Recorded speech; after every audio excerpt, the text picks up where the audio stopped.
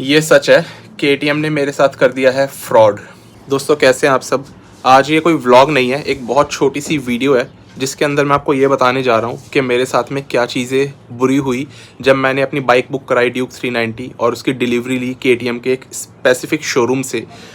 यहाँ पर हम सारी बात नहीं करेंगे, हम वहाँ पर चलते हैं जहाँ पर कि मेरी बाइक खड़ी हुई है, यानी अपने घर में, दूसरे वाले घर में। और वहाँ पर मैं आपको सारी की सारा दास्तान पूरा का पूरा आपको इंस्टेंस में बताता हूँ क्या सब कैसे हुआ। तो दोस्तों, आप लोगों ने कभी ऐसा सुना है कि शोरूम ने बाइक एक बंदे को दे दी हो और उसके बदले में बाइक रजिस्टर्ड ही ना करके दी हो। मतलब बाइक मेरे पास है लेकिन बाइक की रजिस्ट्री ना हो रखी हो, बिना रजिस्ट्री के बाइक घूम रही है रोड पे। कभी सुना है ऐसा? नहीं सुना होगा। इसके अलावा क्या ऐसा पॉसिबल है कि शोरूम वालों को पेमेंट ही ना मिली हो और उसके बाद उन्होंने बाइक एक इंसान को दे दी हो, बिना पेमेंट लिए बाइक डिलीवर कर दी हो? ये तो और भी बड़ी बात हो जाती है। मैं बताना चाहता हूँ मेरे साथ दोनों ही बातें हुई है। ना मेरी बाइक रजिस्टर्ड है, ना मेरी बाइक के उनको पैसे पहुँचे हैं जो मैंने तो अपनी तरफ से दिए, लेकिन शोरूम वालों को का कहना है कि उनको पैसे नहीं मिले और तब भी उन्होंने मेरे को इस वाली बाइक की नई ड्यूक 390 की डिलीवरी दे दी। तो कैसे हो सकता है कि बिना पैसे लिए ही उन्होंने बाइक एक कस्टमर को डिलीवर कर दी हो? आप लोगों ने मेरी इससे पहले वीडियो देखी होगी जो था व्लॉग, जिसमें कि मैं बाइक देखने गया था और बाइक थी ब्लू कलर की। उस दिन हम सिर्फ बाइक देखने गए थे, बाइक मैंने चलाई भी थी पर बाइक की डिलीवरी नहीं थी उस दिन। इसके बाद में क्या इंस्टेंस होता है, ये 1 तारीख की बात है जो मैं आपको बता रहा हूँ। इसके बाद में 3 तारीख को मेरी बाइक की डिलीवरी होनी थी, इसी 3 अक्टूबर की बात कर रहा हूँ। मैंने एक बंदे से बात कर रखी थी, मेरा एक बंदा नहीं है, वो बंदा है शोरूम का, जो एक मैनेजर होता है शोरूम के अंदर, मैनेजर पोस्ट पे, उसका नाम है कुलदीप। उससे मेरी बात चल रही थी और ये केटीएम की बात हो रही है सारी की सारी। ऑब्वियसली केटीएम ब्रांड है, इन्हीं से मैंने बाइक उठाई है। उससे मेरी बात हुई, उसने कहा 3 तारीख को आपकी डिलीवरी है। मैंने कहा ठीक है। 3 तारीख को सब लोगों को इनवाइट किया, पापा को उस दिन जाना था बाहर, और सारी चीज़ें ब्लॉग के अंदर है। सारी चीज़ें अभी आने वाले ब्लॉग्स में आपको पता लगेंगी कि कैसे कैसे हुआ है मेरे साथ में स्कैम, एक स्कैम से ज़्यादा एक फ्रॉड। तो उस टाइम पे उन्होंने कहा कि सर ठीक है, डिलीवरी आज की आपकी ज़रूर से है, लेकिन ये आज के लिए हमें पोस्टपोन करनी पड़ेगी। क्यों? जो लड़का हमारा गया है आरटीओ ऑफिस के अंदर में आपके सारे डॉक्यूमेंट्स लेकर के, वो आज में बाइक आपके नाम पे नहीं चढ़वा पाएगा और बिना बाइक आपके नाम पे चढ़े हम आपको बाइक डिलीवर नहीं कर सकते। तो मैंने कहा यार देख लो पॉसिबल हो तो। कह रहे नहीं सर 3 तारीख का 4 तारीख कर लो, सब लोगों को आप 4 तारीख को बुला लो। हम लोग 3 तारीख को गए, बाइक देखी ब्लू कलर की, पापा को भी दिखाई। मैंने कहा एक बार आप बाइक देख लो, क्योंकि उनको बाइक पसंद तो आ रही थी, लेकिन जैसे ही हम लोग शोरूम में गए, और हमने रात को स्पेशली शोरूम खुलवाया था क्योंकि डिलीवरी मना हो गई थी। मैंने कहा पापा आप शोरूम ही देख लो कम से कम, और उससे ये होगा कि एक आप बाइक की झलक तो ले लोगे, उसके बाद हम डायरेक्टली घर पे लेकर आ जाएंगे आपकी एब्सेंस में, हम इसकी डिलीवरी ले लेंगे, क्योंकि उनको बाहर जाना था। तो मैं उनको दिखाने ले गया। उसके बाद में ऐसा हुआ, हमने एकदम से देखा इस ऑरेंज बाइक को और इस पर हमारी नज़र पड़ी, पापा को और मेरे को दोनों को पसंद आ गई।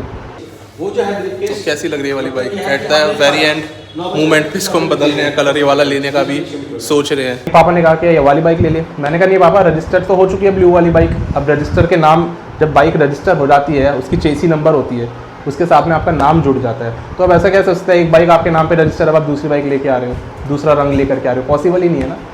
लेकिन उस टाइम पे उतनी ज़्यादा हमें नॉलेज नहीं थी, और वैसे भी हम कस्टमर हैं, हम शोरूम के कोई मैनेजर नहीं है जो हमें हर एक टेक्निकलिटी की नॉलेज हो। शोरूम के मैनेजर ने कहा नहीं सर हो जाएगा, नंबर चेंज, कलर भी चेंज हो जाएगा, हर चीज़ चेंज हो सकती है, मैं किस लिए बैठा हूँ। वो फाइल वहाँ पे जाएगी, वो नंबर फिर उसमें अपलोड हो जाएगा, इस वाली बाइक पे आ जाएगा आपका। हमने कहा चलो यार बहुत बढ़िया, कलर चेंज कर दो, हमारे मनपसंद का कलर दे दो। कह रहा सर बस अब आपको 7 तारीख को आप डिलीवरी मेरे से ले जाना। उसने 6 तारीख कमिट करी थी, हमने कहा नहीं 7 तारीख को आएंगे। मतलब 3 तारीख की डिलीवरी थी, 3 तारीख से 4 तारीख हुई, 4 की 7 तारीख हुई। हमने भी क्योंकि कलर बदला इस वजह से 7 तारीख को हमने डिलीवरी उठाई। डिलीवरी लेकर के आ गए, शोरूम वालों का मेरे पास मैसेज आ गया, कॉन्ग्रेचुलेशन सर आपने हमसे बाइक खरीदी, ये मैसेज सामने दिख रहा होगा। उसके बाद में 7 के 14 हो गए। 14 तारीख को मैं इन लोगों से बात करता हूँ, क्योंकि 12 तारीख से ये लोग मुझे कह रहे थे कि सर आ जाओ, आपकी नंबर प्लेट आ गई है, आपकी इंश्योरेंस की कॉपी आ गई है, वो सब आप आकर के ले जाओ। मैंने कहा बहुत ज़्यादा बीमार चल रहा हूँ, मैं नहीं आ पाऊँगा। 12 तारीख को हमारी ये बात हुई मैनेजर से, 12 के हो गए 13 तारीख। मैंने कहा 13 तारीख को मैं आ जाता हूँ। उन्होंने कहा सर आ जाओ, शाम को आ जाना। लेकिन मैंने कहा ठीक है। उसके बाद फिर मैंने उनको मना कर दिया, मैंने कहा मेरे से नहीं हो पा रहा, मेरी तबीयत हद से ज़्यादा ख़राब है। 14 तारीख को फाइनली मैं ये डिसीजन लेता हूँ कि चलो आज बाइक की नंबर प्लेट भी लेकर आते हैं, बाइक का इंश्योरेंस की कॉपी भी लेकर के आते हैं। उस दिन मुझे पता लगता है कि वो मैनेजर जो है वो मेरी बाइक की सारी फाइल्स, जिस पे उसने मेरी बाइक की रजिस्ट्री कर रखी थी आरटीओ में सबमिट कराने के लिए, वो फाइल्स लेकर के भाग गया और ना मेरी बाइक की बल्कि साथ में एक और बंदे की भी सेम यही बाइक थी, ड्यूक 390 ब्लू कलर की, उसकी फाइल्स भी लेकर के वो भाग गया। शोरूम वाले कहते हैं सर आपकी बाइक तो रजिस्टर्ड ही नहीं है, आरटीओ ऑफिस में हमने पता कर लिया। मैंने कहा रजिस्टर्ड नहीं है, मैं तो नंबर प्लेट लेने के लिए आ रहा था। 7 तारीख को आपकी बाइक की मैंने डिलीवरी लिया आपसे और 14 तारीख को आप ये बोल रहे हो कि बाइक रजिस्टर्ड ही नहीं है। कह रहे सर आप एक बार बस अपना आधार और पैन दोबारा से दे दो, हम आपकी बाइक की रजिस्ट्री कर देते हैं। मैंने कहा सर ये बहुत गलत कर रहे हो आप लोग, ये कैसा कस्टमर, इस तरीके से आप कस्टमर को डिलीवरी देते हो क्या? कह रहे सर सॉरी, मैं बहुत माफ़ी चाहता हूँ। मैंने कहा चलो ठीक है, बाइक फटाफट से रजिस्टर करवा के दो। कह रहे सर 2 दिन के अंदर हम आपको बाइक दोबारा रजिस्टर करवा करके देंगे, आपके नाम पे एक्चुअल में दोबारा क्या आपके नाम पे हम रजिस्टर अब करवा करके देंगे, जो पहले नहीं हो पाई। उसके बाद वो मेरे से कहते हैं सर आपने पेमेंट कहाँ पे करी थी? मैंने कहा पेमेंट मैंने आपको करी है आपके उस पर। कह रहे सर आप पेमेंट की मेरे को प्रूफ दो। मैंने कहा सर प्रूफ तो आप दो ना, पेमेंट मैंने आपको कर दी, अब ट्रांजैक्शन का स्लिप जो होता है, जो पर्ची कट के आती है, जो रसीद मिलती है, वो रसीद तो आप मेरे को दोगे, और मैं आपसे क्या मांगूँ? मैं तो उस मैनेजर से कब से मांग रहा हूँ सर मेरे को रसीद दे दो। वो कह रहा है सर अभी देता हूँ अभी देता हूँ। वो एकदम से झटके से बोल दिया करता था सर मैं अभी दे रहा हूँ आपको रसीद। फिर कहता है सर रसीद का क्या, आप डायरेक्टली सारा सब हो ही गया, नंबर प्लेट हो गया, आपकी बाइक रजिस्टर हो गई है। मैंने कहा खैर आपको मैं भेज देता हूँ ट्रांजैक्शन की स्लिप, क्योंकि वो बार बार मांग रहे थे सर ट्रांजैक्शन दिखाओ, एक ट्रांजैक्शन दिखा दो जहाँ पर कि आपने पेमेंट करी हुई हो। मैंने कहा ये लो। कह रहे सर हमारा बैंक अकाउंट ही नहीं है, ये हमारा अकाउंट ही नहीं है जिसमें आपने पैसे ट्रांसफ़र करे। मैंने कहा ये आपके मैनेजर ने मुझे अकाउंट भेजा है, आपके ऑफिशियल KTM के नंबर से, जो आपका ब्रांच है ना उसका जो व्हाट्सएप नंबर ऑफिशियल है, उस पर मुझे ये अकाउंट की डिटेल्स भेजी गई है पेमेंट करने के लिए, मैंने इस पर पेमेंट करी है। अगर ये किसी प्राइवेट इंसान ने भेजी होती है कह के कि सर मैं शोरूम का मैनेजर बोल रहा हूँ, इस नंबर पे आप पैसे भिजवा दीजिए, तो जाहिर सी बात है मैं उनको पेमेंट थोड़ी करने वाला था। लेकिन ये ऑफिशियल आपके नंबर पे मेरे को ये मैसेज आया, इस बैंक की डिटेल्स, इसका IFSC कोड और अकाउंट नंबर, मैंने इस पर करा। कह रहे सर हमारा अकाउंट नहीं है। मैंने कहा मैं क्या कर सकता हूँ, ये मेरी हेडेक थोड़ी है। मैंने उनको दोस्तों 3,63,000 की पेमेंट, बाइक इतने की आती है, 363 की बाइक है। उस बंदे ने मुझे बोला, मैनेजर ने, कि सर आप मेरे को, आपने पेमेंट कर दी सारी ठीक है, लेकिन आप मुझे 25,000 की पेमेंट और कर दो। मैंने कहा क्यों कर दे भाई? कह रहे सर आपकी पेमेंट एक रिफ्लेक्ट नहीं हो रही है, और आप चिंता मत करो, वो जो आप एक्स्ट्रा पैसे दोगे हमें, वो हमारे बैंक के अकाउंट में जा रहे हैं, हमारे KTM के ऑफिशियल अकाउंट में जा रहे हैं, वो तो आपको रिफ़ंड होंगे ही होंगे। मैंने कहा सर मैं नहीं ऐसे कर सकता, गलत है, क्योंकि मैंने आपको पहले ही सारे पैसे दे दिए, मेरी तरफ से पैसे कट चुके हैं। कह रहे सर आप उसके लिए तो बिल्कुल टेंशन लो ही मत, आपके सारे काम मैं करवा करके दे रहा हूँ, आपके लिए मैं सारी मेहनत कर रहा हूँ, उस चीज़ की आप टेंशन मत लो, आपको 25,000 रुपये आप दे दो, वो आपके अभी के अभी रिफंड हो जाएंगे, मतलब बहुत जल्दी रिफंड हो जाएंगे, अभी के अभी नहीं बोला उसने, कहा सर आपके रिफंड हो जाएंगे। तो मैंने कहा कंपनी के ऑफिशियल अकाउंट में तो 25,000 रुपये एक्स्ट्रा जो मैं दे रहा हूँ उसमें जा रहे हैं, लेके कहाँ भाग जाएगा? कंपनी थोड़ी लेके भाग जाएगी रातों रात, शोरूम थोड़ी वहाँ से गायब हो जाएगा उस जगह से, वो तो मैं इनके जा करके पैसे ले करके आऊँगा ही आऊँगा, जो मैं एक्स्ट्रा पैसे दे करके चल रहा हूँ। सिर्फ वो मैंने एक वो गलती कह सकते हो, या फिर मैंने एक भरोसा कर लिया, क्योंकि उस आदमी से मेरी बातचीत अच्छी हो रही थी, वो बहुत तमीज़ से बात करता था, वो मेरे लिए बाइक अरेंज करवा रहा है यार, एक दिन पहले रंग बदलवा के दे रहा है, इतना वो मेरे लिए कर सकता है। ये मैंने करा कि मैंने उसको 25,000 रुपये दे दिए, ये सोच के कि वो वहाँ पर ही पड़े रहेंगे कंपनी के पास में, और ये पैसे तो मुझे मिलेंगे ही मिलेंगे, इस पर तो मेरा पूरा हक है। भाई आदमी भाग सकता है, कंपनी थोड़ी भाग सकती है, लेकिन इतना कौन सोच सकता था कि वो पैसे कंपनी के पास ही नहीं जा रहे हैं, वो जा ही उस आदमी के पास रहे हैं। वो 25,000 के लेके भागेगा, वो मेरे 3,63,000 भी लेकर के भाग जाएगा। इतना थोड़ी सोच सकता था मैं, कोई भी नहीं सोच सकता यार, ये केस ही ऐसा कभी नहीं हुआ। तो इसलिए मैंने उसको 25,000 की पेमेंट कर दी। हालांकि मैं बहुत अड़ा हूँ उससे पहले, ऐसे नहीं कि उसके बोलते मैंने डायरेक्ट करी है, मैंने काफ़ी बार उसको मना करा है, उसने मेरे को इस तरीके से कन्विंस करा, क्योंकि ऐसे लोग कन्विंस कर लेते हैं, जो लोग स्कैम करते हैं, फ्रॉड करते हैं ना, उनको आपके साथ माइंड गेम खेलनी आती है। आप अपनी तरफ से सही होकर के चल रहे हो, आपको लग रहा है हाँ ठीक बंदा है, अच्छा बंदा है, इतना शोर, अच्छा उसने मेरे लिए रात में शोरूम खुलवाया, रात में एक बंदा शोरूम खुलवा रहा है, हमें बाइक चलाने के लिए दे रहा है, वो बाइक जो हर जगह अवेलेबल नहीं है, ड्यूक 250 की उसने राइड दिलवाई है मेरे को भी, मेरे दोस्त को भी, जो आपको हर एक KTM शोरूम वाला नहीं देने वाला, सब लोग मना कर रहे थे, वो इतना कर रहा है। तो थोड़ा सा अपना भी एक वो बनता है, जब कोई सामने से इतना करता है तो दोस्तों इंसानियत होती है कि हम भी उस पर भरोसा करें, और उसको एक्स्ट्रा अगर पैसे बोल रहा है, नहीं आए होंगे तो नहीं आए होंगे, झूठ थोड़ी बोल रहा होगा। इस बेस पे मैंने उसको 25,000, बहुत सारे फैक्टर्स होते हैं उस वक्त दिमाग में, ऐसा नहीं कि एक बंदे ने बोला और मैंने सामने से दे दिए, कई सारी सिचुएशंस होती हैं, उसके चलते आदमी देता है। लेकिन 25,000 क्या, मैं तो उसको 363 ही पहले दे चुका था, वो भी मेरे हिसाब से तो मैं KTM के अकाउंट में देके चल रहा हूँ। तो 3,63,000 प्लस 25,000 रुपये बन जाते हैं 3,88,000 रुपीज़। जितनी बाइक की वैल्यू, उससे ज़्यादा वैल्यू मैं दे चुका हूँ कंपनी वालों को, उससे ज़्यादा प्राइस मैं पे कर चुका हूँ। और हालत यह है कि बाइक मेरे नाम पे रजिस्टर्ड ही नहीं है, इस बाइक का अभी कोई ओनर नहीं है, फर्स्ट ओनर भी नहीं बनी है। तो ये सीन हुआ, मतलब एक तरह से KTM वालों का एक जो हिस्सा था, KTM वालों का एक ऑफिशियल रिप्रेजेंटेटिव, उनका मैनेजर, उसने मुझे चीट किया चलो मुझे किया, मेरे साथ साथ उसने और भी कस्टमर्स को इसी तरीके से चीट किया। बाइक तो डिलीवरी हो गई, मेरी भी डिलीवरी हुई, एक और बंदे की भी डिलीवरी हुई है, बट कंपनी के पास पैसे पहुँचे ही नहीं। तो कंपनी के पास बिना पैसे पहुँचे ही उन्होंने कस्टमर को डिलीवरी दे दी, और अब कस्टमर के पास में बाइक है लेकिन वो चला नहीं सकता। तो अब मैं इस बाइक को रोड पे लेकर के जा नहीं सकता, क्योंकि ये बाइक अनरजिस्टर्ड बाइक है। KTM वालों से मैंने बात करी, मैंने कहा इसका सॉल्यूशन निकालो, मुझे नहीं पता, मेरी बाइक रजिस्टर करके दो। उन्होंने कहा ठीक है सर, हम दोबारा से आपकी रजिस्टर का प्रोसेस स्टार्ट कर देते हैं। उन्होंने दोबारा से रजिस्ट्री के सारे चीज़ें स्टार्ट करी, आधार और पैन मेरे से लिया, उसके अलावा नॉमिनी का नाम पूछा, जो मैंने अपने भाई का नाम दिया नॉमिनी के नाम पे। 14 तारीख की बात थी, 14 अक्टूबर की। उन्होंने कहा सर 4 दिन बाद आपकी बाइक रजिस्टर हो जाएगी, बस 4 दिन तक इसको मत चलाना। आज दोस्तों 18 तारीख हो चुकी है, 4 दिन बीत चुके हैं। मैंने आज उनसे बात करी, मैंने कहा रजिस्टर करो, मेरी बाइक हुई कि नहीं हुई? कह रहे सर वो हमारी हेडेक है, हम करके देंगे, बस आप 4 दिन और रुक जाओ। मैंने कहा सर पहले भी हम 4 दिन रुके थे, अब भी आप 4 दिन रुकवा रहे हो, ये क्या सीन बनता है? मेरी बाइक तो क्लियर करके दो। आपके पैसे मिले ना मिले, वो आदमी फ्रॉड करके भागा है, वो कस्टमर थोड़ी बियर करेगा।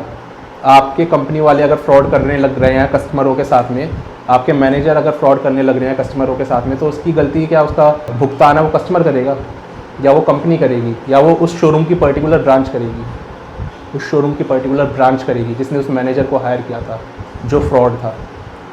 तो अब उनसे मेरी बात हुई, आज कह रहे हैं कि सर 4 दिन और रुक जाओ, आपकी बाइक आपके नाम पे रजिस्टर करवा करके दे देंगे। मैंने कहा ठीक है। तो अब ये सीन है, और इसी के लिए मैं आज बात कर रहा था फ़ोन पे उन लोगों से। अब 4 दिन अगर मैं रुक जाता हूँ तो उस हिसाब से 23 तारीख तक मैक्स टू मैक्स, वैसे 22 तारीख बनती है, बल्कि 21, लेकिन 23 तारीख तक मैं मैक्स टू मैक्स इनका वेट करूँगा। उसके बाद एक्शन लेने वाला हूँ फिर मैं इन लोगों के ऊपर में, क्योंकि कस्टमर क्यों बियर हो, कस्टमर क्यों परेशान हो, कस्टमर की बाइक रजिस्टर करवा करके आपको देनी है, ये आपकी ड्यूटी बनती है। इस तरीके से दोस्तों मेरे साथ में यहाँ पर ये फ्रॉड हुआ। तो ये मैं आपको बताना चाहता हूँ कि इस तरीके से आप कभी गलती मत करना। अगर आप पेमेंट कर रहे हो किसी को, डेफिनेटली वेरीफाइड अकाउंट से ही अगर पेमेंट की डिटेल्स आपको प्रोवाइड की जा रही है तो ठीक है, मुझे भी की गई थी, इसलिए मैंने भरोसा करके पेमेंट दिया। उसके अलावा कस्टमर और क्या भरोसा करेगा? उसका नतीजा ये निकला कि मेरे सारे के सारे पैसे अभी वो लेके भाग गया। अभी ये फ्रॉड मेरे साथ हुआ है, अनटिल अनलेस KTM इसकी भरपाई करके ये बाइक मेरे नाम पे रजिस्टर नहीं कर देता, तब तक वो फ्रॉड मेरे साथ हुआ माना जाएगा। और इसी वजह से मैंने पुलिस में भी एक ऑनलाइन कंप्लेंट डाली उसी दिन जिस दिन मेरे साथ ये फ्रॉड हुआ, 14 तारीख को। मैं चाहता हूँ आप लोगों को सपोर्ट इसके अंदर में, इस वीडियो को आप कोशिश करो आगे शेयर करने की, ताकि और किसी के साथ ये चीज़ ना हो। बाकी वीडियो में सारी चीज़ें जो अब मैं कवर करने वाला हूँ, आने वाली वीडियोज़ हैं, सारी की सारी वो रहेंगी मेरे साथ क्या क्या हुआ डिलीवरी के दौरान। मैंने जिस बंदे से डिलीवरी ली उसका फ़ोटो आपको यहाँ पर दिख रहा होगा, ये बंदा है जिसने कि मेरे साथ में स्कैम करा है, कुलदीप नाम है इसका। अगर आसपास में आपको कहीं पे भी दिखाई दे तो पुलिस में आप लोग रिपोर्ट करना ज़रूर से। इस बंदे ने और भी पहले स्कैम कर रखे होंगे आई थिंक, मुझे ऐसा लगता है, लेकिन इसके ऊपर मेरे को कोई कंफर्मेशन नहीं है। बहुत गलत लोग होते हैं यार, ऐसे करके भाग जाते हैं कस्टमर के साथ में। कंपनी के लोग कर रहे हैं, कोई फर्जी आदमी बाहर से करता तो समझ भी आता। अब क्या बोल सकता हूँ।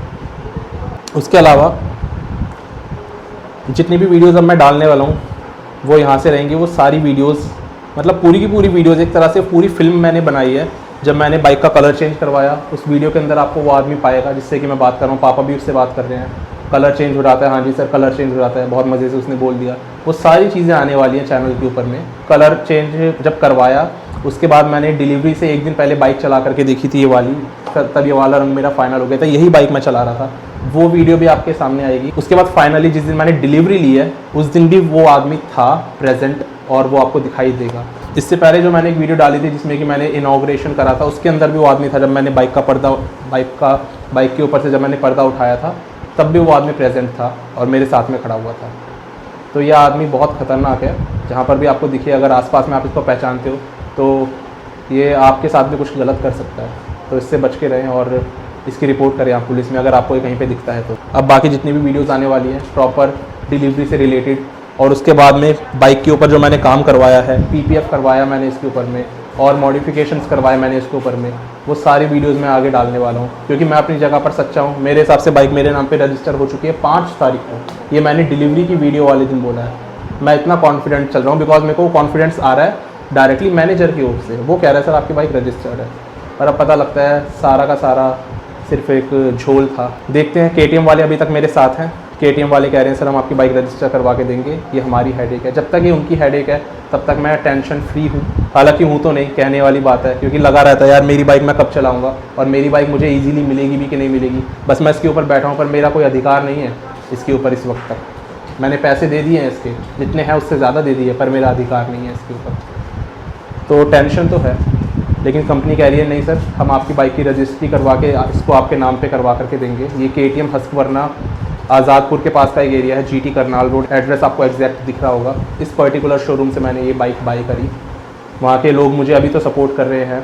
आज भी उन्होंने जैसे बोला 4 दिन बाद हम आपको बाइक रजिस्टर करवा करके देंगे, और रजिस्ट्री के 1 दिन बाद आपको नंबर प्लेट मिल जाती है, ऐसा भी उन्होंने बोला है। सारी मेरे पास रिकॉर्डिंग्स है जो मैं अभी नहीं प्ले करने वाला हूँ, पर अगर ज़रूरत पड़ी, किसी ने अगर कहा कि हमने ऐसी कोई कमिटमेंट नहीं करी थी, हमने आपको बाइक रजिस्टर करवा के देने की बात नहीं करी थी, और उल्टा वो मेरे पे अगर FIR कर देते हैं, उल्टा मेरे ऊपर कोई केस कर देते हैं, तो फिर मुझे बहुत सारे एक्शंस लेने पड़ेंगे। अभी मैं ऐसा कोई एक्शन नहीं लूँगा क्योंकि अभी वो लोग मेरे साथ में हैं, तो एटलीस्ट उनकी तरफ से मुझे सपोर्ट मिल रहा है। देखते हैं आगे जाकर दोस्तों क्या होता है। तो अभी के लिए यही सब कुछ था। ये मेरी पुरानी ड्यूक 390 है, ये मेरी नई ड्यूक 390 है, दिमाग भी काम नहीं कर रहा। ये मेरी पुरानी ड्यूक 390 है। डेफिनेटली ये मेरे नाम पे रजिस्टर्ड है, बट ये नहीं है, और अभी इसको चाह करके भी मैं चला नहीं सकता हूँ। तो मेरी आपसे ये गुजारिश है कि आप इस वीडियो को ज़्यादा से ज़्यादा प्लीज़ शेयर करना अपने फैमिली फ्रेंड्स को, क्योंकि ये बहुत ही रेयर केस है। इस तरीके का केस तो मैंने जितने भी लोगों को अभी तक ये बताया है ना, अपनी दास्तान मैंने बताई है, कह रहे सर ऐसा तो कभी होता ही नहीं है। कंपनी फ्रॉड करके भाग जाए, वो भी कस्टमर के साथ। कंपनी का मैनेजर फ्रॉड करके भाग रहा है, मैनेजर का एक काफ़ी ऊपर लेवल का दर्जा, एक काफ़ी ऊंचा दर्जा होता है, वो फ्रॉड करके भाग रहा है। ये तो कभी होता ही नहीं है। और अब मैं कैसे बताऊँ, मेरे साथ ये सब कुछ हुआ है। मेरे आने वाली वीडियोज़ में आपको सब चीज़ें पता लगेंगी, जो भी बातें मैं सारी करूँगा आने वाली वीडियोज़ में, और आपको प्रॉपर एक व्लॉग में सब चीज़ें दिखाऊंगा। अब इस बाइक को मैं चला नहीं सकता, बस यहाँ पे शूट करने के लिए आया था। चाहता घर पे भी कर सकता था, पर मैंने कहा फिर भी बाइक के साथ में शूट करना ज़्यादा बेहतर रहता है। बाकी बाइक तो अपनी ऑल ओके है। मेरे को बाइक बहुत ज़्यादा पसंद आई चला करके। बहुत ही खतरनाक बाइक बनाई है, खतरनाक बोल रहा हूँ लेकिन एक्चुअली में काफ़ी अच्छी बाइक बनाई है इन्होंने। पर इस तरीके से काफ़ी अच्छे खासे झोल झाल भी कर दिए कस्टमर के साथ में। KTM के एक हिस्से ने कराया, KTM के एक आदमी ने कराया मेरे साथ ऐसा।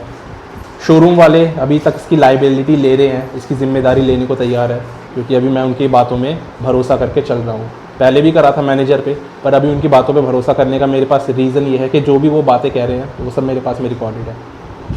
फ़िलहाल मैं इसकी आपको आवाज़ सुना देता हूँ, जिसका कोई सेंस तो नहीं बनता, लेकिन सुन लो।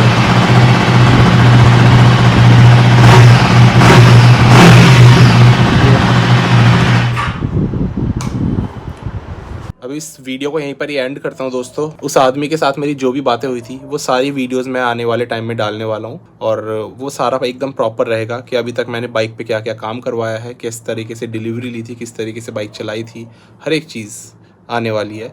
और जैसे जैसे चीज़ें आती रहेंगी आपके सामने उन्हीं तरीके से मैं प्रोजेक्ट करता रहूँगा। बस दोस्तों इस वीडियो में इतना ही था। अब मिलते हैं एक नई वीडियो में एक नए टॉपिक के साथ। तब तक के लिए स्टे ट्यून्ड, गुड बाय, शुक्रिया।